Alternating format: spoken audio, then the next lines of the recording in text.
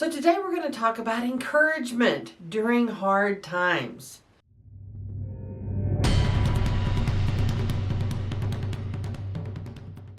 Hi everybody, my name is Dee Burks and this is Retirement Rescue.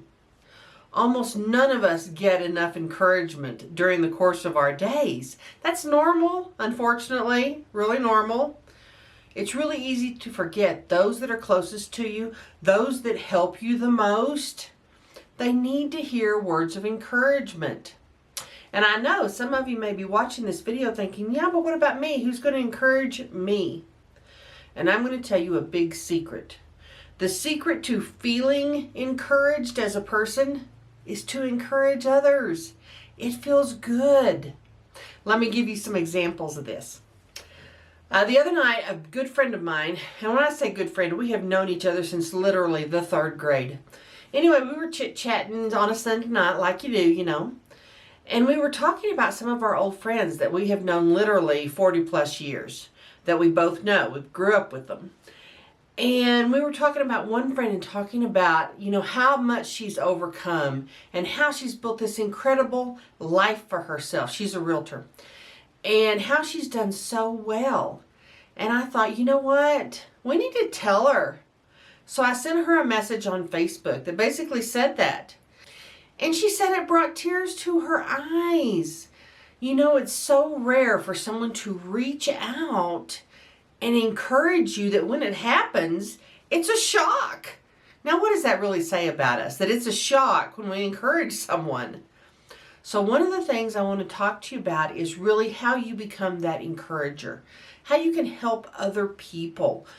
We have come through some really hard times the last few years. A lot of people have. We're going to go through some really hard times the next few years. We all know that. We have all seen the economic information. We have heard from people who are trying to be retired and they're, so worried about money and finances and all these things. But what we don't hear a lot about is how to encourage people that are going to be facing some difficult times. And I would like to tell you that you don't have to wait. You don't have to wait for an occasion. It's great to encourage someone on their birthday or, for some occasion. That's always good. But it makes more impact if you reach out kind of out of the blue and really try to encourage someone. You see them doing something great, looking particularly great, clearly being happy or something of that nature. Maybe their kids have had a great accomplishment or something.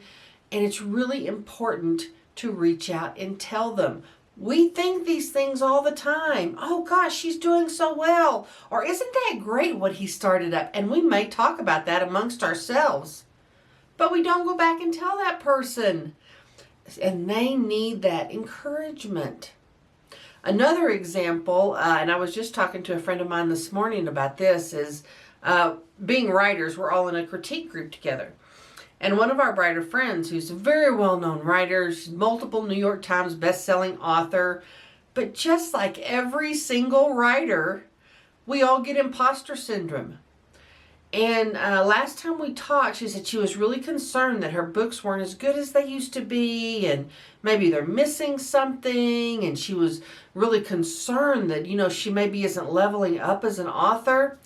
And so both of us got advanced reader copies of her latest book, and we were going to read them because most of the time when we read something that one of us has written, it's in the first draft stage. It's in the preliminary stages.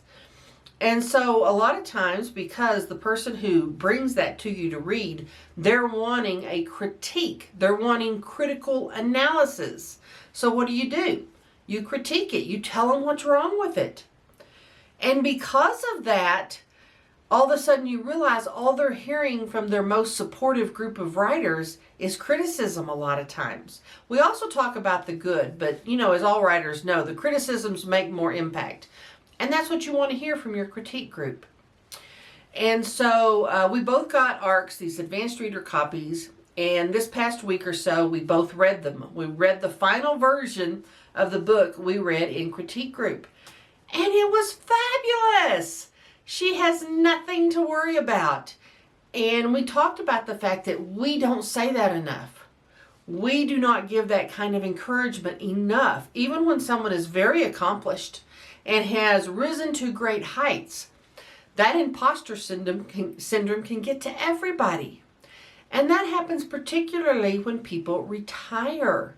They're not getting that encouragement from getting the kudos at work or advancing to the next level or getting a big raise. All of that's gone. And so as people age, they hear less and less encouragement.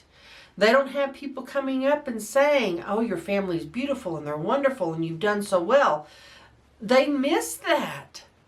So one of the things I want to challenge you all with is to be that encourager. Not only will it help the people that you know and love, it will help you too. It feels so good to make someone else feel good.